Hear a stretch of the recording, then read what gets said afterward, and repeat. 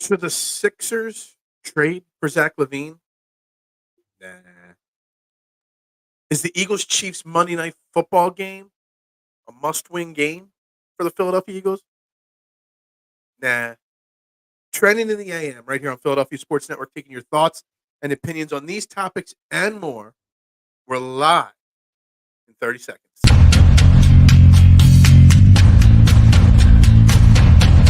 Fourth and goal.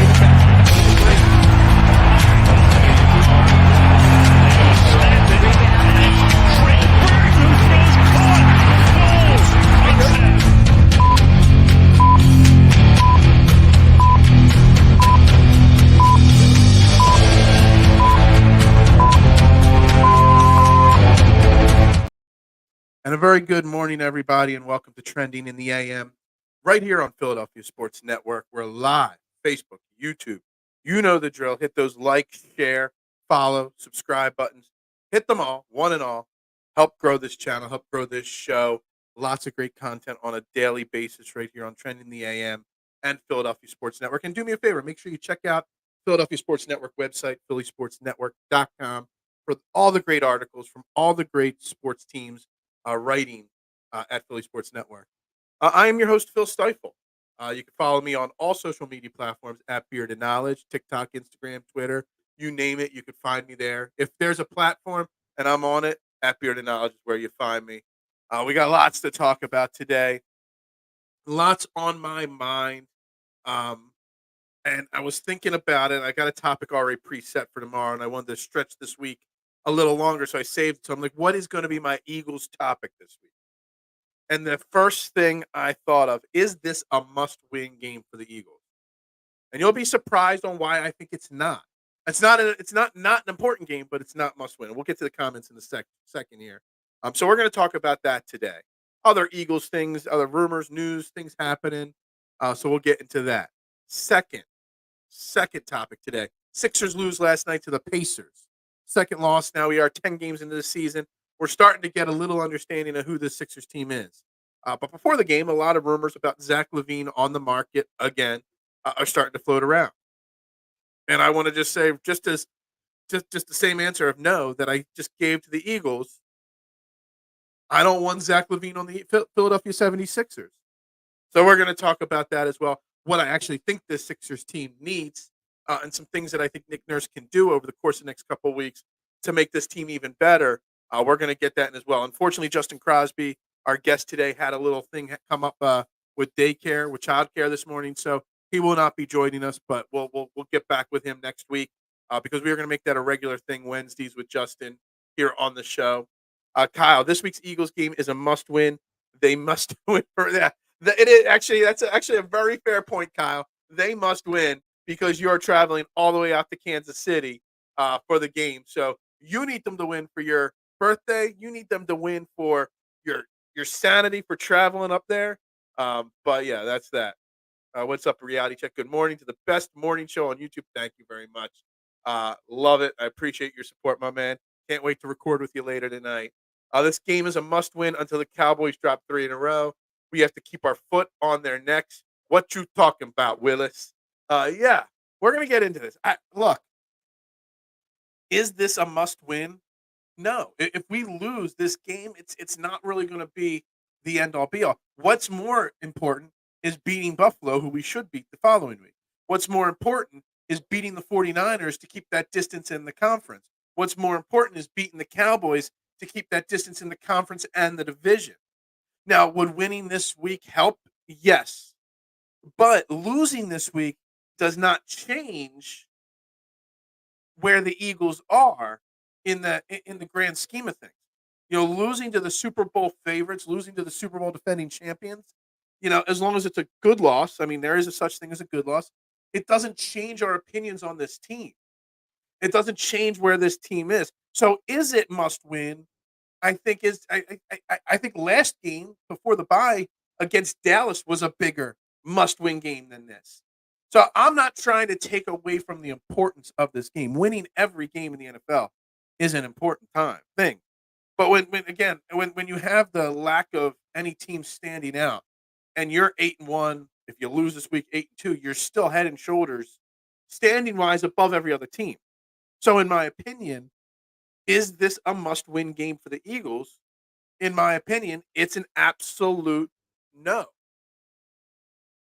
It would be great, but it's not necessary. It's not important. I surely don't want us to lose KC again, but if we do, I will not be hitting no panic button. Exactly. And here's the thing. Like everyone's going to talk about this game as the, revenge game if you want to call it that. Revenge for, losing in the Super Bowl to them. We got to get our revenge. So that's why it's must win. This is not a revenge game. The Super Bowl was last year. I'm past that. I'm not over it. I'm past it. I'm not holding this game to, revenge. It's like the 49ers have had the Eagles game circled since the schedule came out because they want revenge for us beating them in the championship game. That ain't revenge. It doesn't make up for getting knocked out of the playoffs or losing in a championship game. So that taking it right out of the equation. It does not make up for anything. What? No, Justin. I know you're like, I'm out of here. No, Justin today. I'm out. Right? That's exactly what it is. K1, what is up, my man? Duck. Casey is a gauging game to figure out where we are and what we need to correct. We could win. Dallas always is a must win. See, I agree with that. We could win, but Dallas is always a must win. I agree with that. Casey is a gauging game. Yes, because you want to see where you're at against the best of the best, and the Chiefs are the best of the best. They've won the Super Bowls. They've got the best quarterback, the great coach. But to figure out where we are and what we need to correct, I kind of got to disagree with you on this a little bit, Duck. Shouldn't we, as the Eagles, and I say we because since Mark Schlereth calls the Washington Commanders we or whoever it was we, them I don't even remember who it was. So I could call the Eagles we. Shouldn't we already know where we are? Shouldn't we already know what we've got to correct? Shouldn't there be nothing to correct coming out of a bye week? You might want to find out where we need to improve, but this team is what it is. There ain't no change in who this team is. We know who the Eagles are. They're a great football team with flaws, but as we talked about yesterday, and off of Peanut's comment, I don't have any problem continuing the conversation. We're never going to get to the 2022 level Eagles again, statistically speaking. They were an amazing team that put up some ungodly numbers and lacking numbers in like the turnover department and injury department stuff. It's never going to get back to that. So we should already know what we need to correct. We know we need to correct the secondary. We know we got to get the running game going again. We know we got to get healthy. But we don't need to figure out where we are. We know where we are. We know who we are. This is the team. This win is not a revenge game. It's a game that puts the NFL on notice if we win. It's a statement game. Yeah, and when I said the Dallas game was must win, someone else followed that up with it was a statement game. I'm like, no, that was a must win. I agree with you, Peanut, on this one. This game is more of a statement game. Win or lose, who are we? Are we the dominant number one team in the NFL, or are we just the dominant number one team in the NFC? This is what you can make that kind of a statement. But even if we lose to the Chiefs on Monday night, we're still the best team in the NFC. No one else can compare, honestly. I'm only worried about NFC teams the rest of the way. As long as we stay ahead of everyone else and we get that one seed, I'm happy. Playoffs have to go through Philly. It's about the number one seed now. And I agree with you 1,000% on this reality check. It is about getting the number one seed. And obviously winning on Monday night would obviously help with that. Obviously. Not dropping one to the Chiefs would help with that. Sure. But also, it's not the end of getting the number one seed if we lose. Beating 49ers in Dallas, that's much more helpful in that equation. Beating Seattle a few weeks down the line, that's more important than winning this game. But you can make a statement that not only are we the best in the NFC, but we're the best overall. So it's a little bit of both ways there. It's just not a team we see that often like most AFC teams. AFC in general is better than the NFC, and we could need to see the type of play and philosophies. Yeah, I get that. But that doesn't make it must win. That's all I'm saying. Must win is a pretty firm statement, in my opinion, and I'm just trying to explain that I don't think it is. It really isn't. As long as we don't lose any more guys to injuries, I can live with a one-score loss in KC. Yeah, and again, I'm not trying to prepare ourselves um, for a loss. I'm not saying we're going to lose this game. I'm just saying I can live with it. Just like K1 says here, I can live with however the results play out. That's all. I'm not going to overreact one way or another, like Reality Check said. There's no overreacting or jumping off the deep end or hitting a panic button after this week's game if it plays out against us. Plays out for the bad guys in their favor. I'm sure Justin is heartbroken that he can't be here. Phil, there is on paper knowledge, and then there's knowledge learned from getting smacked in the mouth. Absolutely. And facing adversity is extremely helpful. If the Eagles go out and get smacked in the face, you can learn more from getting smacked in the face and your ass is whooped than you can from losing a one-score game. You can learn more from getting your asses whooped than getting a 3-point win. How you react to that adversity is extremely important. So yeah, you can learn. You can do a lot, but a must win, I'll just say, maybe. That's right. Hit that like. Let me see here. We've got eight likes so far. There's 12 people watching. A couple of those likes are from me and my account. So make sure you hit that like button. I'd greatly appreciate it. We already know we are better than almost all. I'll just edit that NFL reality check. It should say we already should know we're better than all NFL teams, if not the best in general. So what do we need to prove? Exactly. Well, we're Philadelphia sports fans, not just Eagles fans. We're Philadelphia sports fans. What do we have to prove? Forever, everything. It doesn't matter how good or bad we are. We will always have to prove something. There will always be something on the table to prove. It's just the way it is.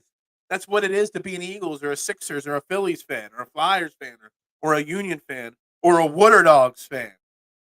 Shout out to the new lacrosse team coming to Philadelphia, the Philadelphia Water Dogs. I got a message yesterday from my man Cole, who's actually going to be returning to the show for the first time in a while on Friday. And he wants to talk about the lacrosse team that's coming to Philly, the Water Dogs. And he says I should talk about the Water Dogs. Come on now. Who cares about lacrosse? Actually, it's kind of exciting. We have seen this team shut down elite offenses and also catapult Hal's career. When they say we haven't played our best game, I believe them. It comes down to coaching. We might not have played. There's a lot to unpack from this comment, Peanut. We have shut down elite offenses. We have made Sam Howell's career take off. We haven't played as good of a game as last year's games, but maybe we're just not. You're the one themselves. You brought up the topic. Maybe there is no peak like last year. Maybe we're not capable of doing that again. You gotta remember how great last year was. Last year was something special that doesn't come along often. Injury-wise, turnover-wise, sack-wise, just some of the numbers. It's almost impossible to match that, especially in a league that's so mediocre and average. This league is so average right now. There are 20 teams that have 4, 5, or 6 wins. There are like 24 or 25 teams that are still in legit playoff hunt right now. Every team's in the playoff contention technically, but most of them are still somewhat. You could sell to your fan base to so many teams that you're still in the playoff hunt. So it's kind of hard to get up to those standards of last year when the league is just so average. But back to the Sam Howell. Who would have thought? And I saw my Ref the District guys this morning put out a tweet about Sam Howell. He's the guy going forward. I'm like, who would have thought that Sam Howell and Dak Prescott would be neck and neck, battling it out for who you would take second in the power rankings of quarterbacks in the NFC East? It's obviously Jalen Hurts if you wanted to build your team around a guy. But Sam Howell's right there with Dak Prescott now. Like, I would never have thought I would have said those words. Never. But all of a sudden, Sam Howell putting up some numbers. He's right there with C.J. Stroud with surprising the NFL. Now, is it sustainable? I don't know. But man, they got something brewing there in Washington with him. My team only needs to prove us fans right. All others don't matter. If we know we're the best, screw everyone else. I love that people doubt us. Yeah, I know you love. Everybody loves the hungry dog, the underdog. Me, I kind of want to have the respect put on our name. I do. I do want the respect. I'm tired of being the underdog. I'm tired of being the hungry dog. Jalen Carter, rookie of the year, right now, probably. His name is kind of fallen off a little bit. You don't hear him. You still see him making plays if you pay close attention. But the stats aren't lining up. I don't know who else is in competition with him, Mad Chatter, for it. But probably he's still the favorite. Again, I think we as fans keep forgetting we have rookie coordinators. Think about this. We didn't get to the Super Bowl until Gannon is second year. Yeah, Duck. Well, actually, Sean Desai's not a rookie coordinator. He did have 1 year in 2021. He bombed, but the train wreck Bears were part of that.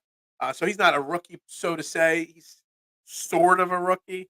It's like saying Sam Howell's not a rookie, but he's kind of sort of a rookie this year with Washington. But yeah, Brian Johnson's a rookie coordinator. The offense hasn't clicked on all cylinders at all moments. We've also faced a lot of adversity with injuries. And I forget who said it before. The biggest thing isn't the win, the loss. It's coming out of this game unscathed with no more injuries. Justin Evans, his practice window was activated. So he might be back in the secondary soon. What else happened yesterday was announced. A couple practice squad maneuvers were made yesterday. We got to get healthy. Getting healthy is like making trade acquisitions. Getting healthy is like adding to your team. You know, the secondary still hasn't been good. Is that because of the sacks? Those big numbers in the sack department last year made that secondary better? Maybe. I got an interesting poll question I'm working on for tomorrow. And, it was about players. I don't want to give everything out right now because I want to save that conversation for tomorrow's show. But, someone answered the coordinators are just as much that need to step up in the second half of this season as anybody else. How Brian Johnson evolved, it's going to make a major difference down the stretch. How Brian Johnson handles play calling in these tough situations, in these tough games, is going to make a big difference. Him continuing to work on getting better in the red zone as a play caller is going to make a difference. Now Sean Desai, I don't know how much Sean Desai can do, positively or negatively, until his secondary is fully healthy, until he's got his secondary fully healthy and playing together for multiple games. Till he figures out, the depth at linebacker, what to do at linebacker. Obviously we tried to work out Anthony Barr. That didn't happen because he instantly signed with the Vikings after that workout. They know they've got issues. Hell, I saw yesterday the Jets surprisingly released Craig James, former Eagles practice squatter / Eagles secondary member. He did he played really well against the Eagles in that Jets game. I'd be making a phone call to Craig James right now and be like, yo, at least on our practice squad with a chance to get elevated because we need help. And he's obviously a guy in shape playing okay. And we were in the hunt with the squeaky new coordinators. I agree with Peanut for sure. I do feel this team plays to the potential of the opponent. We play good when we must, and we play and when we can. I just want to keep their foot on the gas. Yeah, I'm a big believer in not taking the foot off the gas. I'm not saying I want to see them lose on Sunday or Monday. What I'm saying is it's just not as important. But I'm always the person you don't want to give anybody any life. I've said it. I said it with the Sixers so many times. I said it with the Phillies in their playoff run. Keep the foot on the throat. Don't give them a chance to breathe. Don't give them a chance to breathe life into their season. For sure. I would love to put a 70 burger up against the Chiefs. That's just not realistic. We are no longer underdogs, y'all. We are the bullies that have to fight other bullies after school. Every team from here on out doesn't underestimate us. They over prepare. I think that's a very fair thing to say. Um, Especially that we are the bullies and we're getting everybody else's best and all. Some people still consider us an underdog. Some people still don't give us the respect, Peanut. But it is what it is, for sure. Bryant and Robbie have barely played together. Let them learn to gel, and we are good by playoff time. And that's so much what's important right now. It's getting these guys healthy. It's getting them to learn to play together. It's getting them to learn the system a little bit better. Hell, we got Robbie, and he got hurt, what, his first game playing here? And we haven't seen him since. Now, I'm not expecting him to be an all-pro slot corner when he comes back, but it'll be an upgrade. It'll give us the opportunity to stop putting these rookies that aren't prepared or not ready for that moment in these situations. And they weren't ready for the moments in lesser situations. You know, the Chiefs, 49ers, Bills, Seahawks, Cowboys. You need some veterans out there. So getting the guys healthy and keeping them healthy is as important, if not more important, than winning the football game on Sunday. My wife says the same thing, but Sirianni won't do it. I don't think any Eagles head coach would because they are there to win, not humiliate. Yeah, it's about the culture. They don't believe in that culture. I guess they don't believe in it like that. And yeah, I mean, and even saying we'd like to say it, it's so unrealistic that it would happen. Just not just because we wouldn't do it. It's because I don't think we could do it. I don't think we could win a 70-20 game like that. I don't think it would happen. It's a good point. Brian Johnson is only 35. To put things into perspective, Andy Reid has been coaching longer than Brian Johnson's been alive.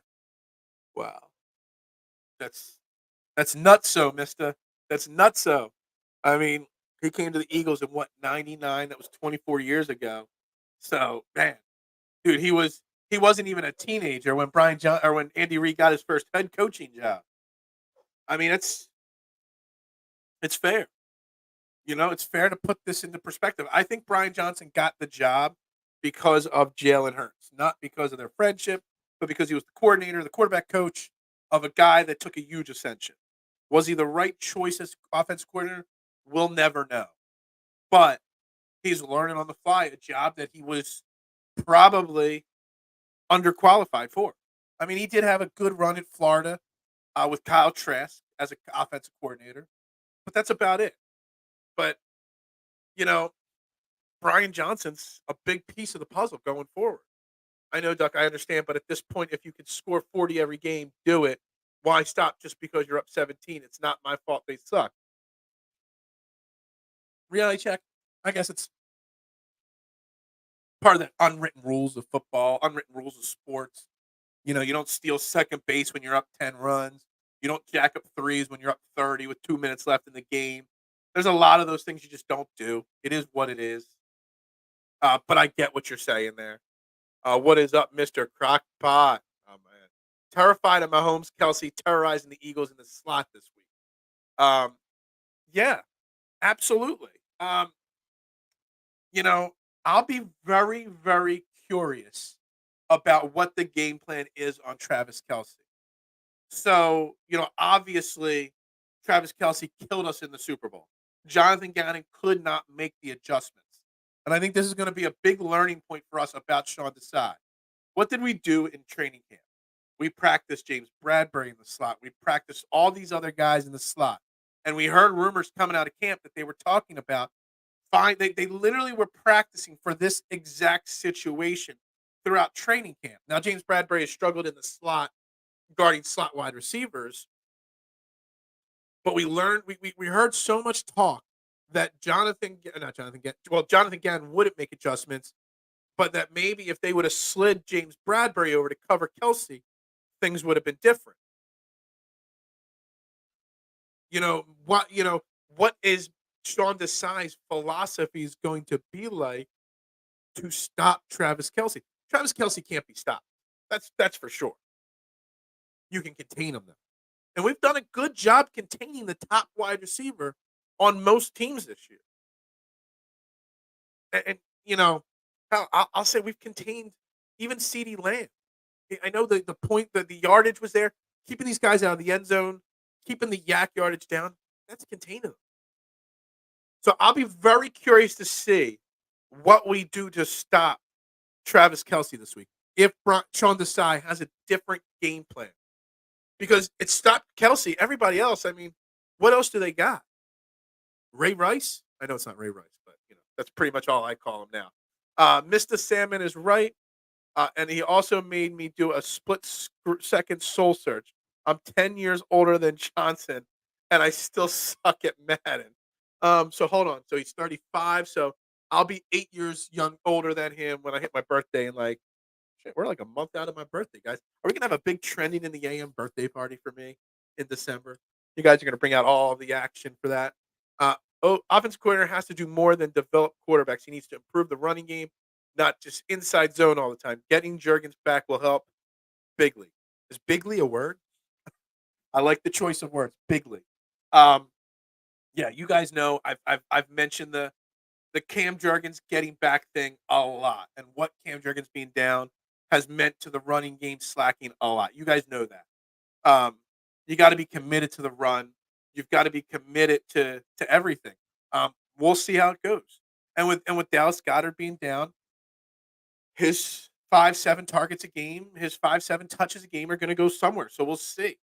Maybe getting Jurgens back will help this running game. And if not, then we've got a question to ask. Mitchie Pooh, why are you guys so nervous? No Taylor Swift. Is Taylor Swift not going to be at the game? Who cares? Taylor Swift stuff, I mean, it doesn't get me all riled up like everybody else, man. I love the Taylor Swift stuff. I'm a businessman at heart, and it's all about business. And that's what it is. So I could care less about it. Monday night. I hate that it's Monday night. I want the game on Sunday. How is Josh Allen, OC? Yeah, didn't they fire? Somebody messaged me that they fired Sean McDermott, let go of Ken Dorsey. I could care less. Who is more important to an Eagles win on Monday? Bradley Robbie or Cam Jurgens? That is an interesting question. Mr. Crockpot Deeps coming in with fire questions here.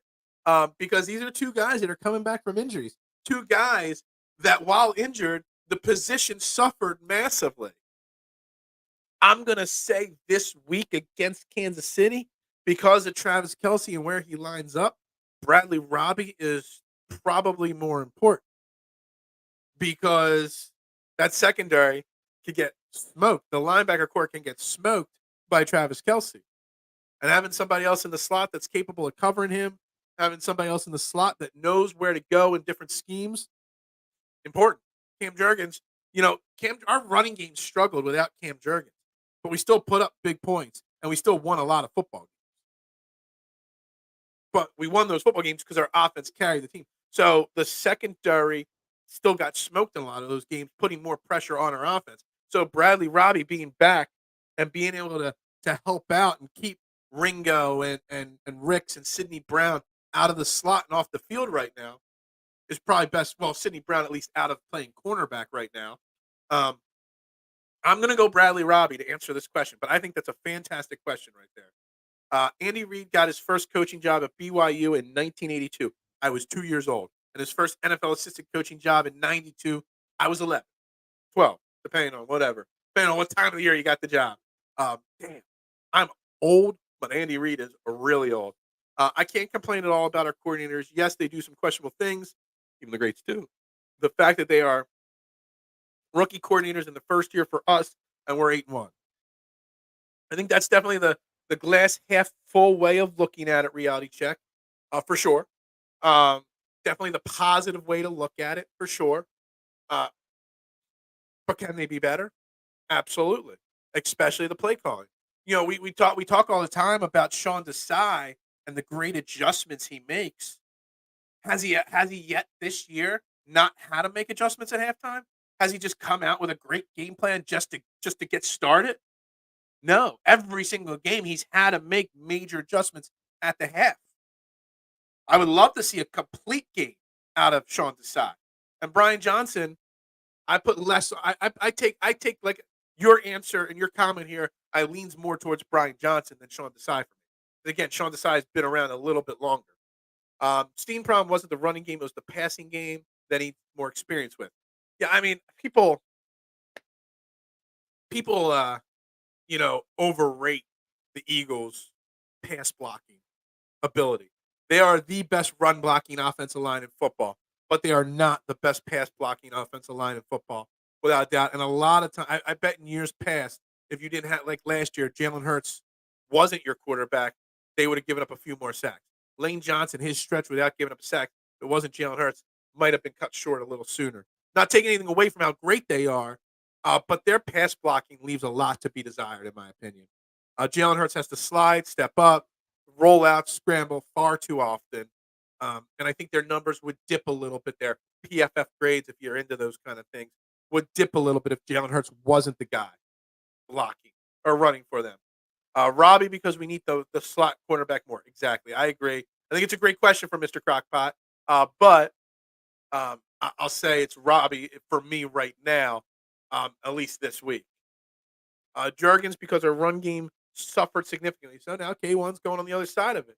And it's a fair point. Our running game has suffered massively. Problem is, or the thing is, we've still won with the running game suffering. We still won with the pass game suffering as well. But our offense had to do so much more to make up for the slack. So I get it, and I want Jurgens back out there. And honestly, seeing how the game has changed for the Eagles with Jurgens out, I know Jurgens is the center of the future. It's time to start looking for another future center, because I think Jurgens is your right guard going forward. Possibly, unless Tyler Steen is, and not a right tackle. I don't know there, but I'm good at Madden because I played the game for 7 years in high school and college. I understand the fundamentals and principles of the game. Most people play Madden like it's Sandlot pickup game. Yeah, I'm terrible at Madden, mister. I haven't been good at a football video game since Tecmo Super Bowl came out on the NES in like 91 or whatever, with QB Eagles number 12, because they couldn't get the rights to Randall Cunningham's name. That was the last time I was good at a football game. And there was a glitch, not Tecmo Bowl, Tecmo Super Bowl, the second version of the game.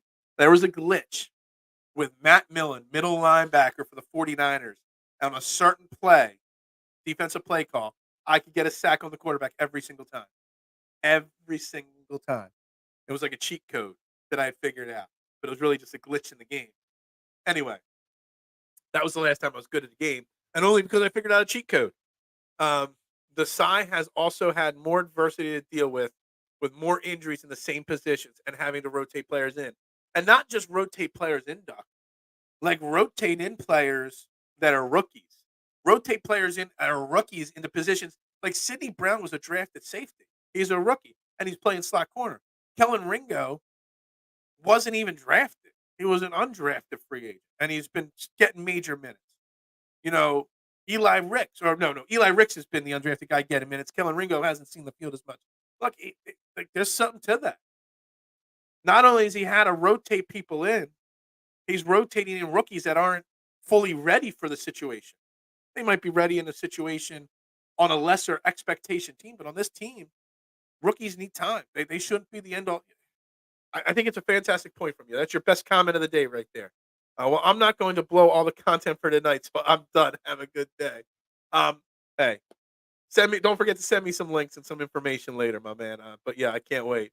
I'll put it out on Twitter once I get the links and where the show is and stuff, guys. If you follow me on Twitter, I'll share it all out, and you can check me and Reality Check out later tonight, doing a little bit more Eagles talk. This injury to Hurts has forced him to be a pocket passer. He has adjusted and excelled at going through his reads and moving inside the pocket.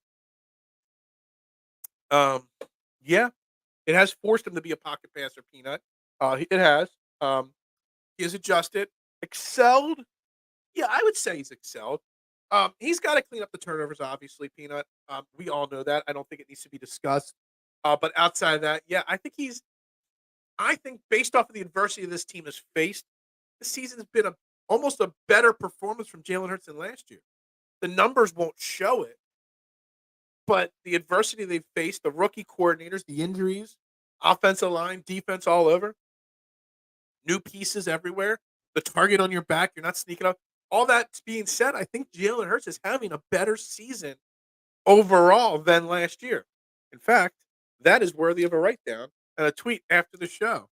Hurts 2023 greater than 2022. I think there's an argument to be made there. Madden is playing. I agree. Haven't played since it was good back in college, but I'm psyched for the new NCAA. I just don't do or video games period anymore. Um, the last video game I bought was Madden 2008. I believe that was a Vince Young cover year. I got the Nintendo Wii for Christmas that year as a gift from my in-laws. It was the last video game system I bought. The first game I bought for it was Madden, and it sucked. And I haven't bought or played a video game since. Except I shouldn't say that. I got a little Nintendo mini thingy that I got all the old Nintendo games on at the pizza shop. That's another reason to come to the pizza shop. Come play Super Mario Brothers on regular original Nintendo, Fox's Pizza. I got it plugged into the computer, the TV at the shop. Um, I suck at video games. Madden, I sucked at. GoldenEye, when that came out on whatever N64 or Super Nintendo or was it N64 GameCube was GoldenEye. That game was like the end of my video game career right there. It proved to me that I was a bad video gamer, for sure. That game is going to own me. The NCAA, I never got into the NCAA football game. I didn't really get into many video games. Like I said, '08 Madden was the last time I even bought a game. Um, no lie, last thing I'm going to leave with you, our D took a hit when Dean came a few weeks ago. You're not wrong. And Dean going down, it's going to be very telling what our defense looks like now that Dean is back down and back out for who knows how long, maybe the rest of the year, and if it picks back up. Uh, it's a sad statement that you just made here, Reality Check, but it might be accurate. We have in the off season a serious conversation to be had about N'Kobe Dean. I am sure when the off season comes, we will have a full show probably dedicated to just talking about N'Kobe Dean and the linebackers of this team. Phil, why are we so blind to see that the ones we hurt are you and me? I was going to sing it, but I felt like it'd be more impactful if I just said it. Um, I think the second stat was yards per attempt. I'll have it for tonight. Gotcha. Golden Eye is overrated. It is the widely considered one of the 3 or 4 best video games ever made. I think it was the first 4-person shooter game that was ever released, or at least the most popular one that ever was released. Um, it proved I was terrible. All my friends would gang up on me, kill me, and I'd be knocked out right away. I was terrible at it. It's one of the first storyline games that there were storylines to remember, and that's what I don't have the attention span to remember. I got to go to this level, this room, this place to get this key to go unlock this door on another level, and I don't have the attention span for that kind of stuff. I was bad at Madden, but the other games and like the Call of Duties and the Warfare games, like I just don't have the attention span for that stuff. I don't, and that's where I checked out. Um, where can I check out your show? If he doesn't put it in there, I'll put it out on Twitter later after the show. I'll be on it tonight, 6:30. Why Phil talking like Andy Reid is the first guy to get old? It happens. It does happen. And I'm feeling really old this week, without a doubt. Hurts, y'all, is 7.7, which is more than his career average. Yeah, I mean, Jalen Hurts is having a very good season. It could happen to you, chat. Um, NFL reality chat. Check. Yeah, just type that into YouTube, I guess, and you'll find him. Um, yeah, on YouTube. Yeah, see, we got it. We got it. Dominique Foxworth at ESPN declares Dak as the best quarterback in the NFL. Um, I don't know if this is true, Marshawn Lynch, or not. Um, but if he really did say this, it just made my headache 10 times worse. Like I thought, like as I was reading that, my head was starting to explode a little bit more because I got a wicked headache this morning. But yes, um, it's just going to make my head literally explode if he really legitly said that. K1, I think you might maybe right. If Jurgens can help the running game, Eagles can stay in long drives. This here, I mean, it's all plays together. I mean, this is great. Maybe Jurgens is more helpful because then the running game gets going, keeps the defense off the field, keeps Mahomes off the field, keeps Kelsey from off the field. Maybe there's something to that. Maybe that's a fair answer to the Robbie versus Jurgens question. And I better write it down so I don't forget it because I think this is a very interesting question from Crockpot from earlier, and it needs to be addressed even more. Donkey Kong Country, terrible at it, without a doubt. I remember screaming at friends who picked Odd Job as their character. Dude, I was so bad at that game. I almost though now as an older person, I haven't gone back and ever replayed it. Um, I would love to see how bad I am at it now. But I was bad then, and now I would obviously have to be much worse at it. GoldenEye the goat. Some say it is. No, GoldenEye is top 10. Blasphemy. Someone ring the shame bell. I've heard a lot of people put it top 5. Obviously, the original Contra on Nintendo. Obviously, Tecmo Super Bowl is up there. GoldenEye. Those 3 games are 3 of the best games of all time. 3 of the most legendary. Contra still holds. Like I still, when I plug in my little Nintendo mini thing with 200 games pre-programmed in it, the first game I go to is Contra, the original, and I don't cheat and get unlimited lives. I play with the 3 lives you get, and that's it. Um, it still holds up. Road Rash is goaded, is it? I don't know about that. Exactly, Mister. Run game is defense's best friend. It is, but defense creating turnovers, defense holding guys in check, also is an offense's best friend. So we can go both ways with this conversation here. Excuse me. Headache, sinuses, everything is just off today. Go on Fortnite and get owned. I've never tried Fortnite. I've never played Fortnite. I've never downloaded Fortnite other than the name Fortnite and that one little thing. What was it? They used to do the Phillies used to do a Fortnite signal after hits years ago. I don't know anything about Fortnite. I don't even know what kind of game Fortnite is. Literally, I know nothing about Fortnite other than it's a game, other than it's very popular, other than still the kids that work at my pizza shop, the high school kids, still play Fortnite. So it's standing the test of time, but I just don't know. I tried to look it up on YouTube search. Um, Duck, follow me. I don't know if you follow me on Twitter, Duck, but I'll send it to you, man, if you do. Otherwise, what I'll do is I'll put the link in the post show comments of this show on YouTube so that you get it from there as well. Dak is mid. He's okay. He's a top 15 quarterback in the NFL. This is true. ESPN Get Up. I thought he was being sarcastic, but he's normally the funny one.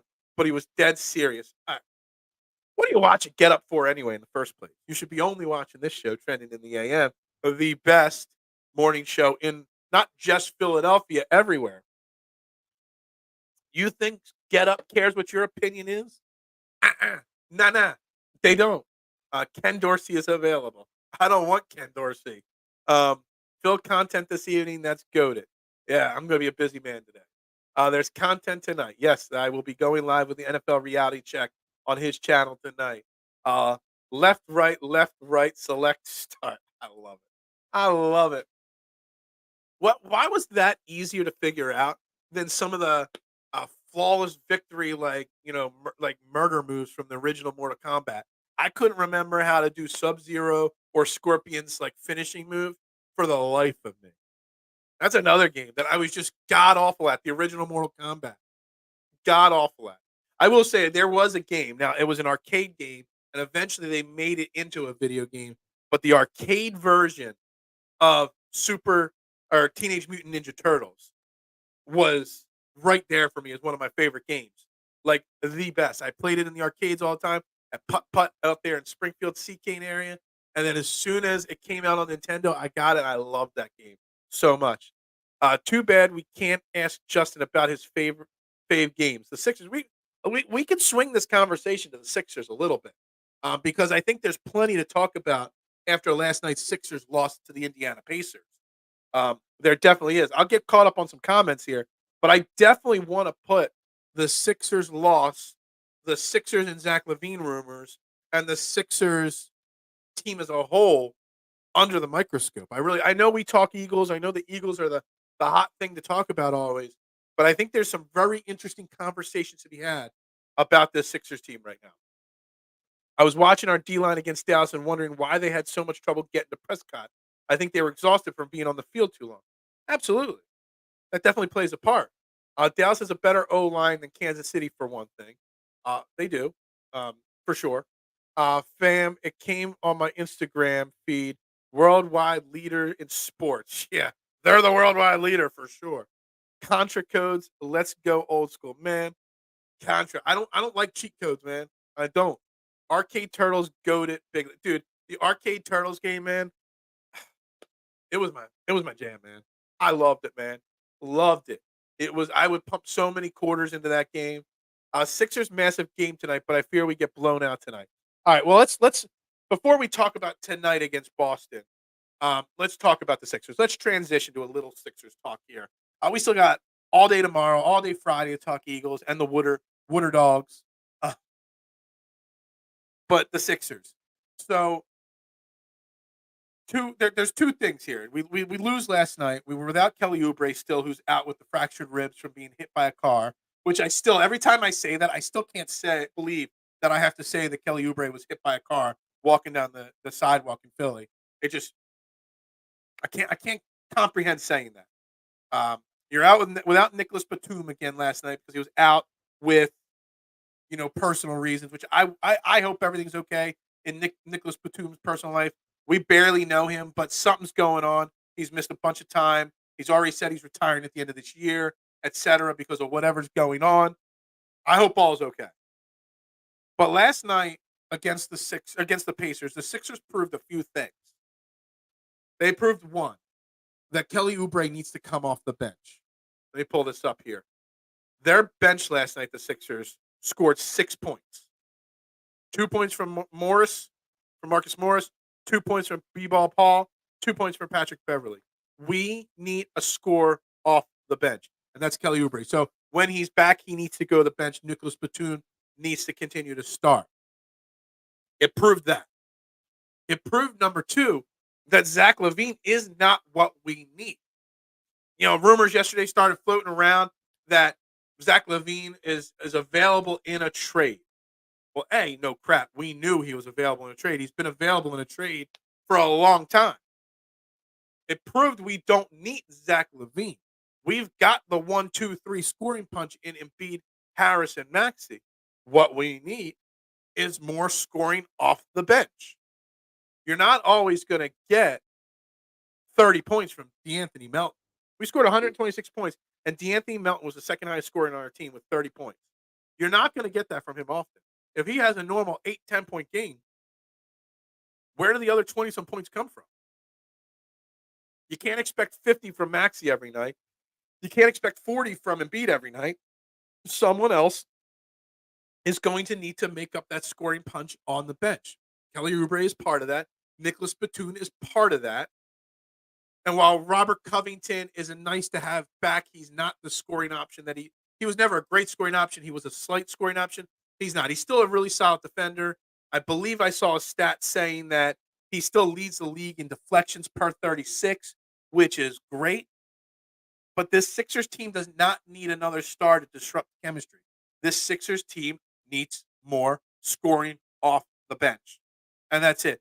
I love the fact that we've got 10, 12, 13 guy rotation. I would love Nick Nurse to give Jalen Springer a few more minutes. But man, I am not, no way, shape, or form, trading a first-round pick and players and assets to go get Zach LaVine. First and foremost, the Zach LaVine talk that he's this superstar. He's an all-star player. He's a great scorer. But what has he ever done?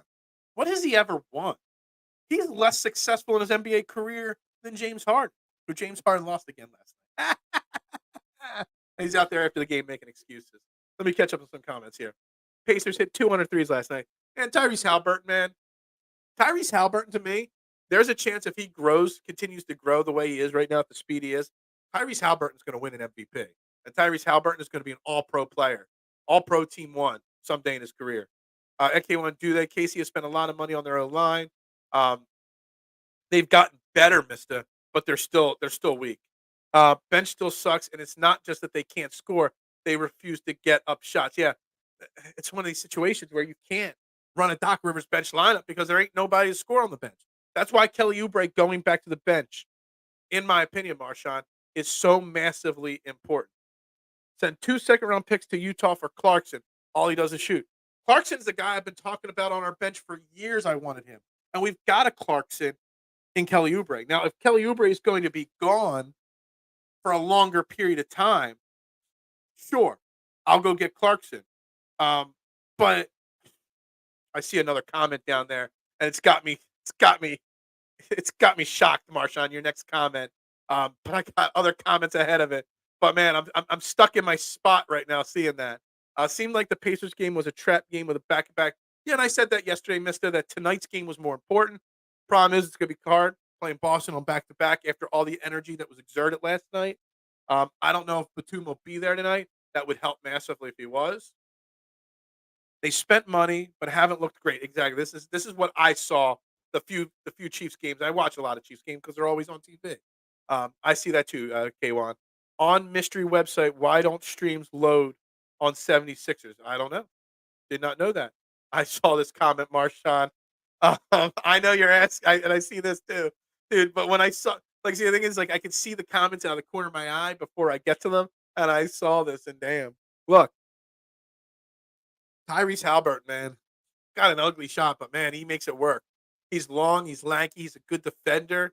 He doesn't turn the ball over. He's a great ball handler. He gets assists. Tyrese Halliburton, at some point in his career, is going to be a top 10 player in the NBA. Like I don't doubt it. I wanted him here so bad in Philly when the Ben Simmons trade rumor started circulating. I wanted it so bad. And Daryl Morey's biggest mistake might not be pulling the trigger on a deal with the Kings when there was opportunities obviously there to do it. Now, somebody said to me the other day on the show, or on a show, or on a comment somewhere, that if we would have made that deal, maybe Maxey doesn't develop the way he has, and that James Harden being here did provide one thing. It instilled a lot of confidence in Tyrese Maxey. It taught Tyrese Maxey the step back three. It gave so there is some positives to the James Harden thing there. But I don't know, man. That's a tough question. It really is. I think they're borderline equal right now. We'll see at the end of the year where they're at. Dave, I'm back on the Eagles 27-17 Eagles on Monday. We'll be making predictions on Monday, not Friday this week, but I could see it. I could see it being a low scoring game. That's for sure. And I know you were just asking. K1, okay, I haven't been watching any Chiefs football. You'll be watching them on Monday, that's for sure. And we'll all be exhausted in here on Tuesday morning. Give me Maxey all day over Halbert. Okay, all right. Tyrese Maxey's got a swagger about him, man. You know, like the, he still has room to grow. He still can get better. He's only 23 years old. We talk about Brian Johnson being 35 on the Eagles. I think Tyrese Maxey. Tyrese Maxey was born in the 2000s, I guess. Yeah, because he just turned 23. He was born in the year 2000. That's how young Tyrese Maxey is. Um, I love it. I love the swagger he's got, the confidence he's got, where he's still got room to grow his game. His confidence level is just growing exponentially so quickly.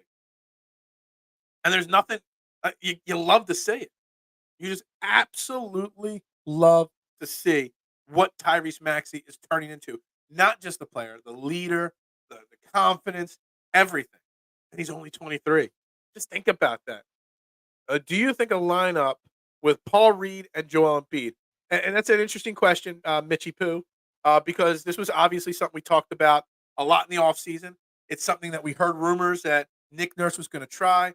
We saw the videos of Paul Reed working on his three-point shot. He claimed he could do it, I guess, in the G League one year. He led the league in shooting from three, but we have yet to see it yet. And I think if the James Harden situation didn't get resolved so quickly, we may have seen the experiment there. But because of Morris, because of Batum, because of Kelly Oubre's emergence, because of Rocco, all the guys we got, and we haven't even really talked much or seen much of KJ Martin. That whole situation was awful yesterday, or weird yesterday. We haven't had the need for it. So I don't. I never was fond of the idea. I was willing to give it a chance, but I was never fond of the idea. I don't think we see it anytime soon. I don't. Does mystery site work for Phil still? I haven't been on vacation in a while, so I haven't needed it on the mystery site, so I have no idea. You'll be watching them bigly. I will be. Tyrese also keeps a smile on his face when dropping 50. That's some Norman Bates shit. Dude, when Tyrese Maxey's dropping 50 and he knocks down a 400-foot 3-point shot, then runs back going, got him good. I love it. I love it. He was wearing a. Did you see what he rocked wearing into the stadium yesterday?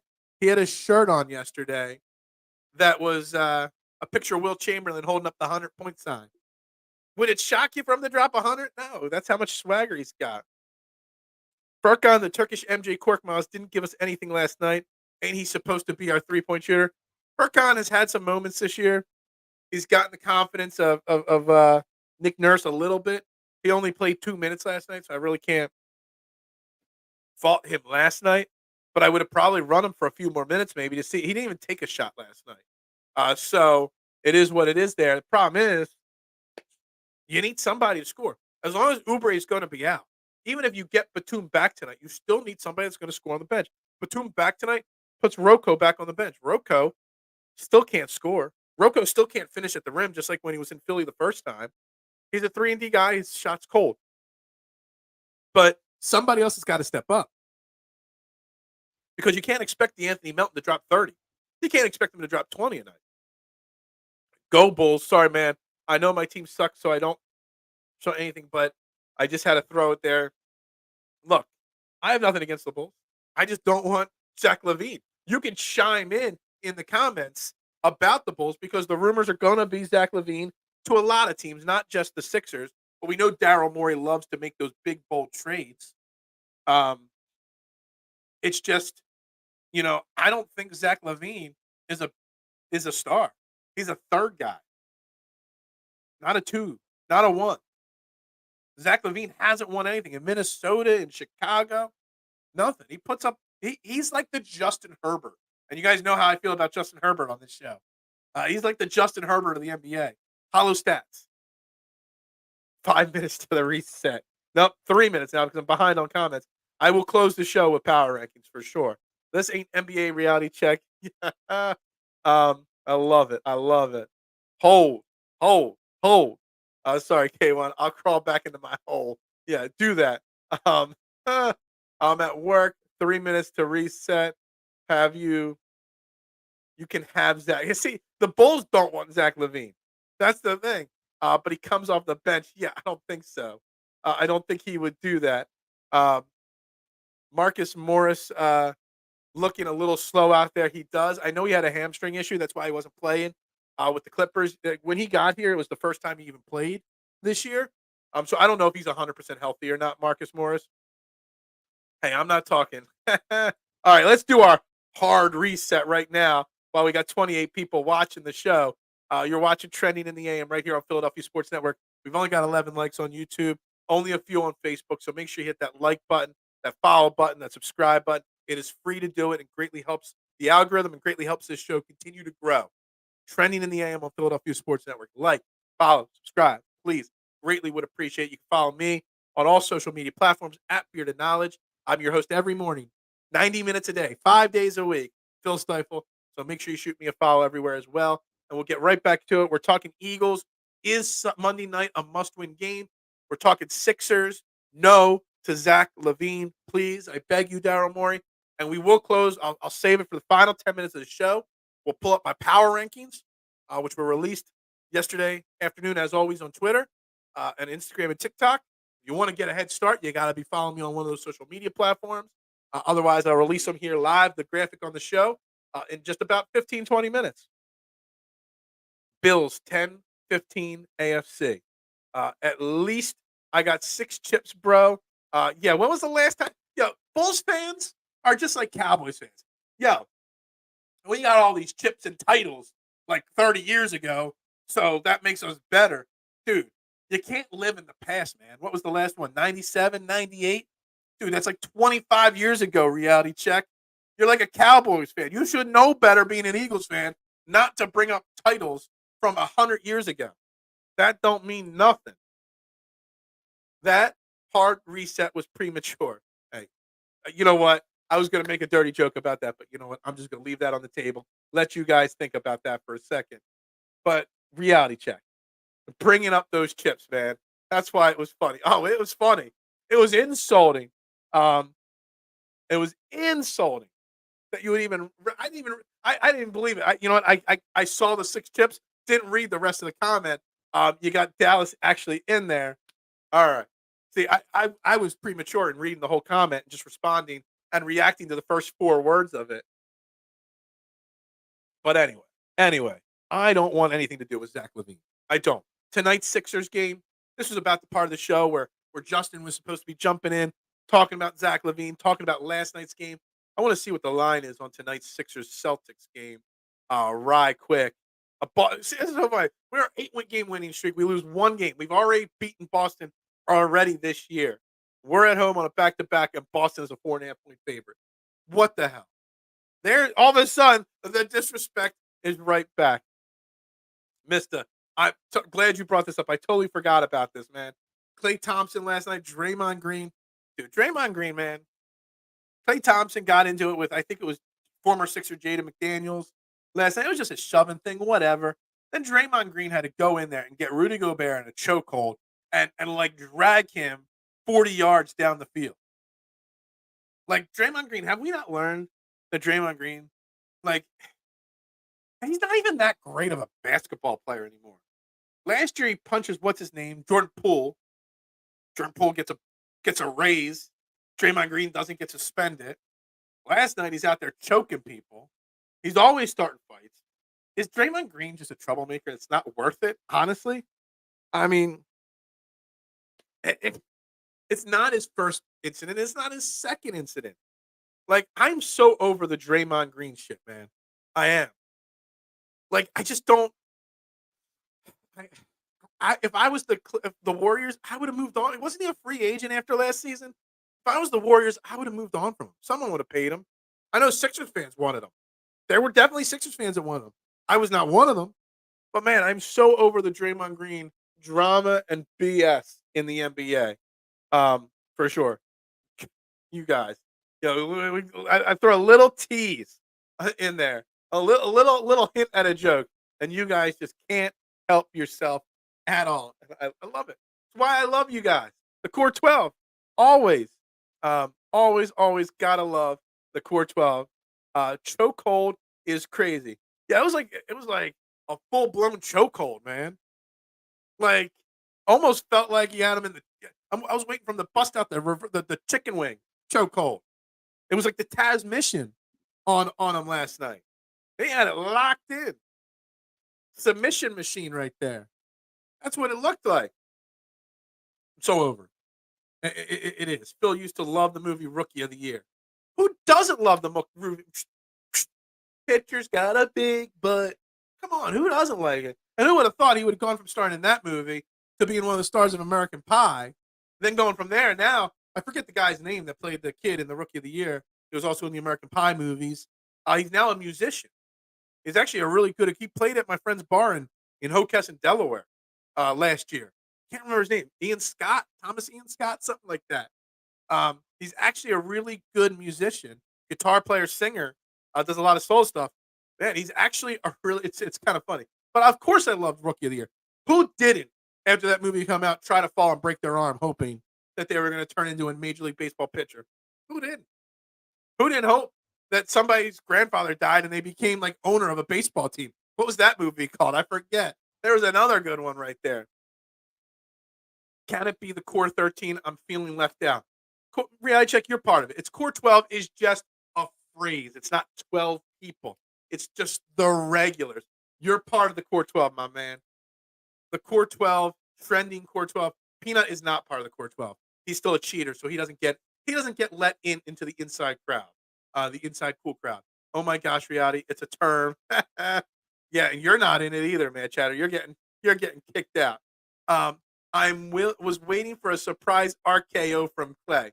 Yeah, I was waiting to see Ben Simmons come running out there. Because Ben Simmons loves choking out Minnesota Timberwolves. But yeah, hey, RKO. Randy Orton might be back soon. He's been out for so long.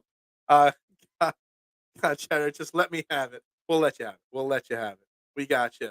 For the love of Pete, reality. Core 12 isn't like the Big Ten. We are an exclusive fraternity. I love that little dig there. Love it. Oh my God, I know it's a term. You all aren't fun. I'm going to bring up on your show tonight whether you should be allowed into the Core 12 or not. There's an initiation process for sure. Draymond Green was born 20 years too late. If he played for the Bad Ball Pistons in the '91, he would be a huge celebrity. Well, he's already too big of a celebrity to begin with. But I get what you're saying, Mister here for sure.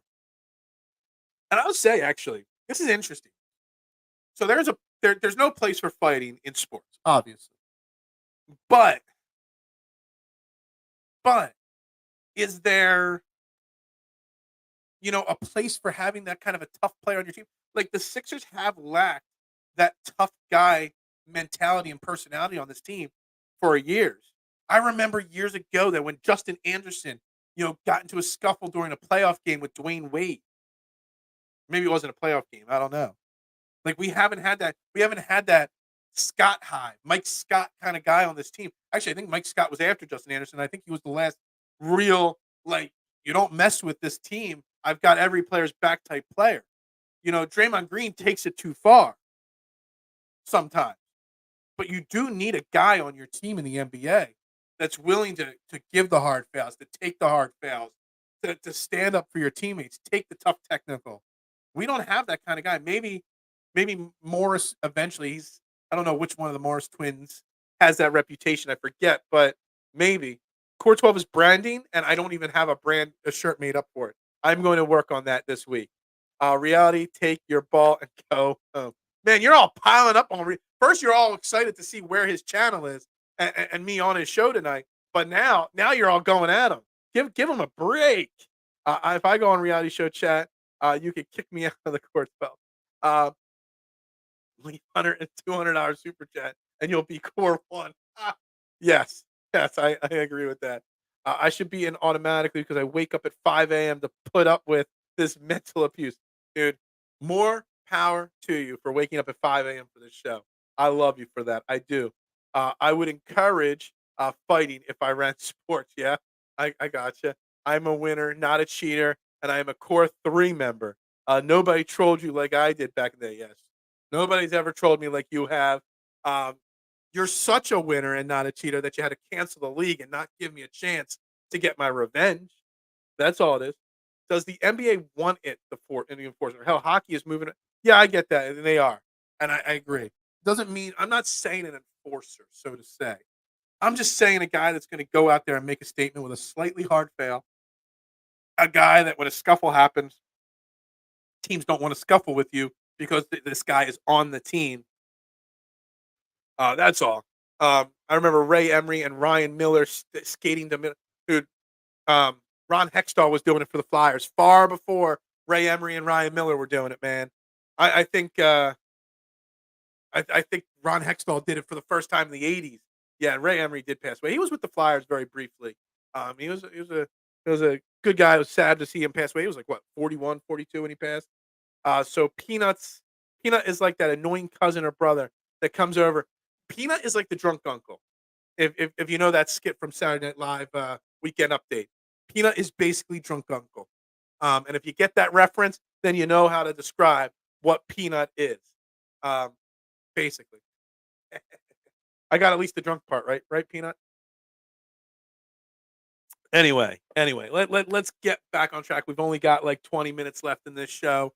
10 of it is at least going to be dedicated towards my power rankings. I will take. He's proud, Duck, to be known as the drunk uncle. It was a great character on Saturday Night Live Weekend Update. One of the better ones. So yeah, that's you, Peanut. And he's got it. All right. So back on the conversation. Um, somebody said it up there. Tonight's like a trap game, an easy loss for the Sixers. I'm gonna. This is one of those games tonight for the Sixers that really will determine how much different this team is under Nick Nurse than Doc Rivers. Because easily losing a close game, part one of a back-to-back, losing a close game like last night, tonight under Doc Rivers would have been the easy punt game. As he used to call it, the scheduled loss type game. I'd pay to see a peanut and TMC drinking game. Yeah. Oh man, that's tough. Eagles should fall to 5 in your rankings as they didn't win this past week. All right, we'll see if that's where it is in a few minutes when I post it up on the screen. We needed Marcus Morris toughness last night. The Pacers were fouling hard. They threw Maxey into the stands and no foul was called. Yeah, is Marcus Morris the tough guy or is it the other Morris twin? I don't know. They're both North Philly kids, so they're definitely tough guys. It's funny Peanut doesn't show up in the chat for me. He's in the chat on Facebook, so he only pops up when I put his comments on the screen for you to read. But he's still very old school and antiquated. He doesn't know what YouTube is, so he's only on the Facebook chat. He's the only one right now. So we've got 2 people watching on Facebook. One's me to help the algorithm, and the other's Peanut. We do get sometimes 40 or 50 people that watch on Facebook overall. But yeah, he's in the Facebook chat. Eagles lost preseason, a major L. Yeah. Peanut is on Facebook, not YouTube. Yes. All right. So Peanut, get on YouTube. Get with the times. Get with the YouTube algorithm. Seriously. What is wrong with you? All right. We're just gonna skip right to it right now. Hold on. Peanut need to assimilate. Don't we all have peanut allergies here too? Like every time Peanut, comments, we start itching, our eyes start swelling and stuff like that. Nola passed on the qualifying offer, so he's looking to get the money. Of course, he was definitely going to pass on the qualifying offer, which is fine. Aaron Nola's going to get a big paycheck, maybe from the Phillies, maybe somewhere else. I love that Duck just brought the Phillies into the conversation. I was about to put my power rankings up on the screen. Power rankings bound to piss somebody off, but Duck drops a Philadelphia Phillies convo, and I love it because I love my Phillies. And yeah, I think the Phillies have to stand firm, come up with a number, and stand firm. If somebody wants to overpay Aaron Nola, you do it, but just better have a backup plan for Dave Dombrowski if you do lose him. I go into analytics shock with every yeah, exactly. You got your EpiPen ready to stab it in your leg every time he comments. I knows we're crushing him, and he stopped commenting. I would love for Nola to sign with the Braves, make it a real hate relationship between us. Yeah, I gotcha. $200 million is what they say he's looking for, so he might not. So he might get comp if he moves. Look, I think he's looking for 200. I don't think anybody's going to give him 200. I think he's looking for the years more than anything. I think a team, I don't know if the Phillies should or would, I think a 6-year, $180 million deal is out there for Aaron Nola. I don't know if that's necessary or not, but yeah. There he is, Peanut under his YouTube banner. Make sure you follow him. Is this the one you do with is this the account you run with your son? Man, Peanut's son, man, is one of the most talented, awesome kids there is out there. And some of his cartoons he's drawn and videos he's created. Go check out my broadcasting system on YouTube, guys. His son is an awesome kid and an awesomely talented young man. So you guys should go check that out for sure. EpiPen. Where is it? Stabbing it. I'm trying to give Peanut a little credit. No state taxes in Texas and Florida. Does Nola want a championship or the money? Look, yeah, me and Evans. Okay, so it's you and Evans. No, dude, I love Evan, man. He's a great kid, and I've watched his videos plenty of times, man. That kid is super talented, man. And I love that he's always got a smile on his face at all times. Never lets anything hold him back. So more power to him.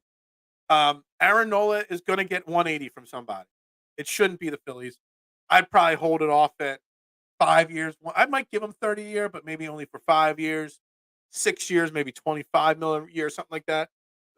But if you're going to lose him, if you're going to walk away, Duck, from Aaron Nola, you better have a backup plan. And Blake Snell, if Aaron Nola gets 180, Blake Snell's going to give 200. So you might as well give 180 to the guy to the demon you know. That's just my thoughts there. Let's pull up my power rankings. Bound to piss somebody off. Let me find them. I even have a graphic. Brian Cameron from Flipping the Birds.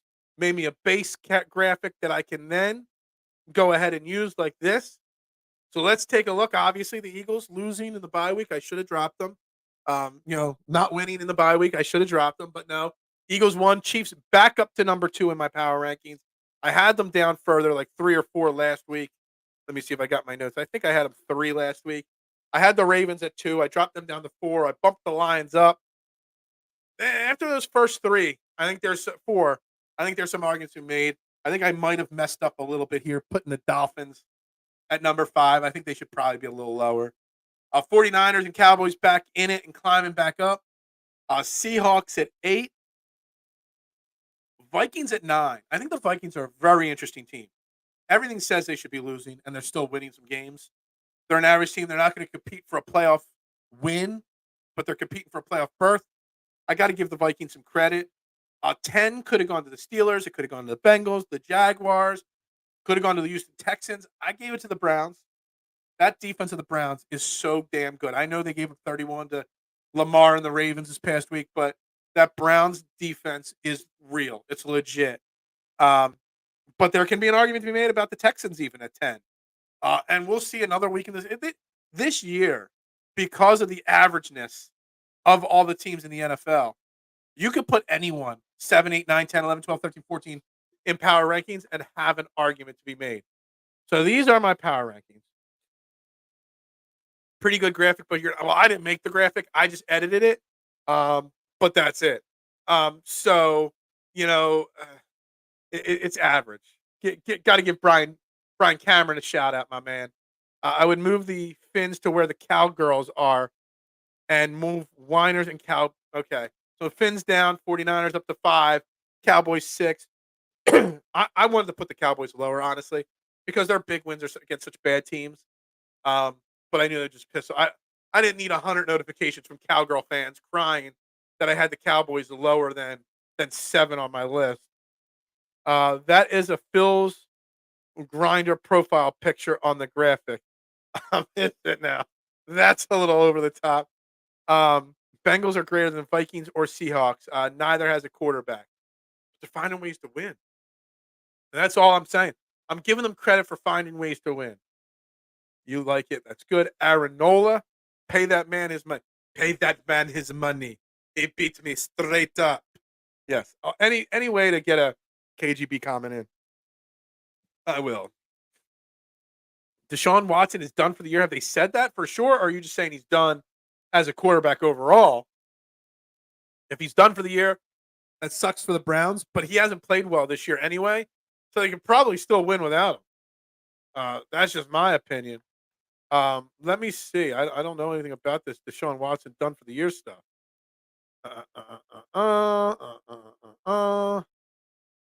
Wow, that's awful. I'm looking for Zach or something. A Zach LaVine trade popped up, and I'm like, really? A mock trade from a Sixers site, Sixers Daily. They got a huge following. Zach LaVine and Torrey Craig for Morris, Batum, Covington. So basically, trade all the depth we just got and Springer and 3 first-round picks. Are you serious here? What the hell is that crap? 4-year. My broadcasting system, yes, just like that Thai food. We need more peanut. Yeah. Yeah, Watson Dunzo. Well, whatever. The Browns defense is still legit. Shoulder's been bothering him all year. Ankle, look, whatever. I still got to give the Browns credit in this moment that they've been able to hang in there and win some games this year. But they're just an average team with a great defense. Who's their quarterback going to be? Is it going to be PJ Walker, I guess, still? I guess they should have gone out and gotten Carson Wentz. Shoulder surgery not stand. Do you think the Browns are regretting?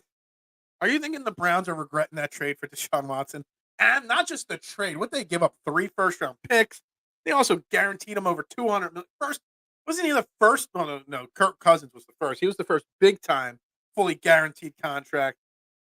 Man, that guy. Yeah, and I love this comment from Duck.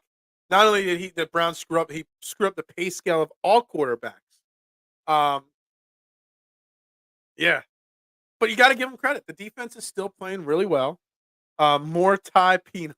Man, more Thai pepper. I don't know. I think this power rankings kind of just proves how average the NFL is. That nobody's like power rankings are opinionated thing. They are, but they're also something that really causes like nothing I've done here. You disagree. This guy could go down one. This guy could go up one. Whatever. But nothing I did here is like crazy awful. Why? Because everybody's just so average. So average. You say hit the like button. What are we at? 14 likes? 13 likes? What is going on with that?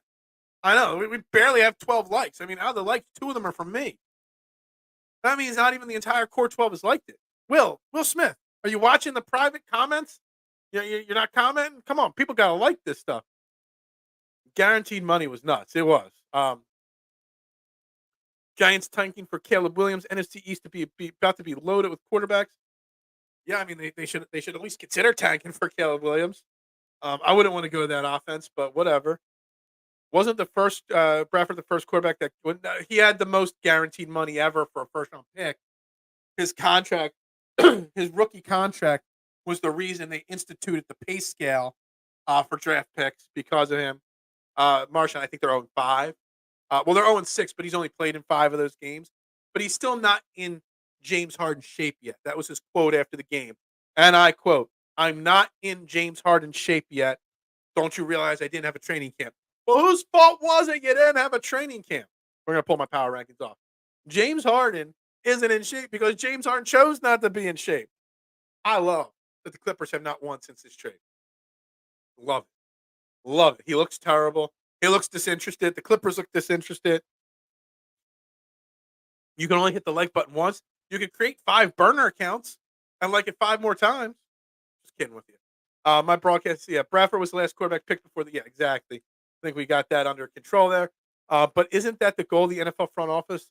They have only been wanting parity. No, that's why Roger Goodell makes $600 million a year. Because he's created a league that has no dominant team, no awful team. See, I knew it. I shout his name out, and there he is. Driving a forklift. Well, you better put the comments down. And now all I'm thinking about you driving the forklift is when Peter Griffin wrecked the forklift into the wall and killed a bunch of people in the Family Guy. I could see you doing like backflips in your forklift and stuff. But I knew it. I knew if I shouted your name out, you would pop in and say hello. But isn't that look, this is what the NFL wanted. They wanted a league full of averageness. And that's what they got. And it sucks. It's not what I want. It's not what you want. It's not what we want. Teams that are dominating. It's weird and wacky. I really think there's going to be 20 teams the last 2 weeks of the year that have a shot at the playoffs. I mean, at this week 10, is there really any teams that are out of the playoff standings? I don't have the NFL standings up here. How many teams in the NFL can we consider actually out of it? The New England Patriots at 2. Like I said yesterday, the Titans at 3 and 6 are still in it. So I would say there's 4 teams. 5, the Bears, I guess, too. We can say there's 5 teams in the NFL that's fully out of it right now. Bears, Giants, Cardinals, Panthers, and the Patriots. Everyone else still has got a chance. Get hot at the right time. But always good. I appreciate you, Wilson. I knew it. Eric was in and out already. Good question, TSC. He was here. No code. Yeah. I try not to overreact when he pops into the comments. You guys get upset when I show Eric too much love. But still, make sure you hit that like button. 14 likes is just not good enough, guys. 4 on Facebook, not good enough, guys. Got to do better. Algorithm is kicking my ass this week. It really is. But we got to start the wrap-up process. We're in the final 5 minutes of trending in the AM right here on Philadelphia Sports Network. So any final comments, any final thoughts on today's topics, get them out. I got a fun-filled topic for tomorrow. I got a poll running. I think we're pushing 300 votes on it right now on Twitter. It's which Eagles player needs to step up the most in the second half in the next 5 games for the Eagles to have continued success. That's where we're going tomorrow. I already got some interesting comments, some interesting votes, whatnot. I got it voted on Twitter. I got a poll put up on the YouTube page, all over. And I think it's fun. I think it's an interesting topic, and I think it plays into Mr. Crockpot's question earlier, who's more important, Jurgens or Robbie, I think it plays into that. He is not my biggest funder, Eric. He's not. You do know I don't get that money every time he types that in. A typed comment is a lot different than an actual super chat tip. And I do appreciate each and every super chat tip, whether they're $2 or 500. I won't lie, it's been a few. Haven't had a single super chat in almost 2 weeks now, guys. Friday would be 2 weeks. Aqua Bowman, let's save the answers to the question for tomorrow. But I think it's an interesting question. I really do. And we might dive into this Jalen Hurts is greater this year than last year topic. I really got to think about it and put it out on social media and see what people think. Obviously, tomorrow we'll recap Sixers versus Celtics. You didn't have to do that, Peanut. I wasn't begging for them, man. I wasn't. But I appreciate that greatly. I'll write it down so I don't forget. I got to keep track of it. But I appreciate that. Thank you very much. Greatly appreciate it. It does mean a lot. It does help a lot. You know that. But we're gonna wrap it up. Trending in the end. We'll even call it 2 minutes early. I know we got 2 minutes there, $2 there. But I think we'll even wrap it up on a high note like that. We got to. I paid for the plug. Sub, y'all. Yeah, that's right. Sub to my broadcasting system. Without a doubt. Just shoot him a follow, man. You should be shooting a follow to AAT Sports Network too. Obviously, they do great work with Birds Beer and BS Peanut and DJ Spazzy Jeff. Love it.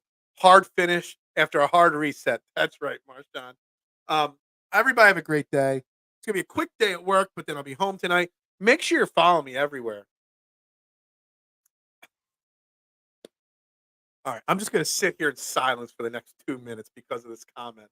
I don't want to be known as a guy that finishes prematurely. His YouTube show, that is. So I'm just gonna leave that there. But yeah, guys, follow me on all social media platforms at Beard and Knowledge. I will share out the reality check show when I do that tonight. So that'll be the easiest way to find it and find me. K1 relatable material. K1's relating to the show ending prematurely. I got it. Everybody have a great day. Great Wednesday. Quick day. Home. Then doing another show tonight.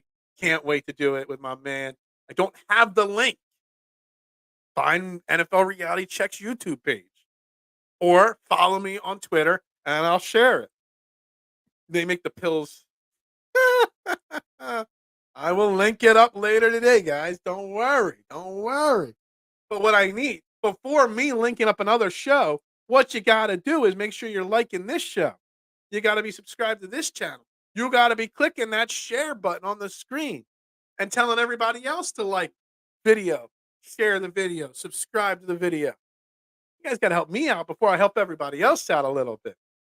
Hey, everybody. And see, just like that, I stalled, and we're final minute of the show. Everybody have a great Wednesday. For Philadelphia Sports Network, I am Phil Stiefel. Trending in the AM, taking off, baby. Everybody have a great day. Go Birds. Go Sixers. We'll see you tonight if you check in on Reality Check. If otherwise, we'll see you tomorrow right here. Back. Same bat time. Same bat channel. Go Birds.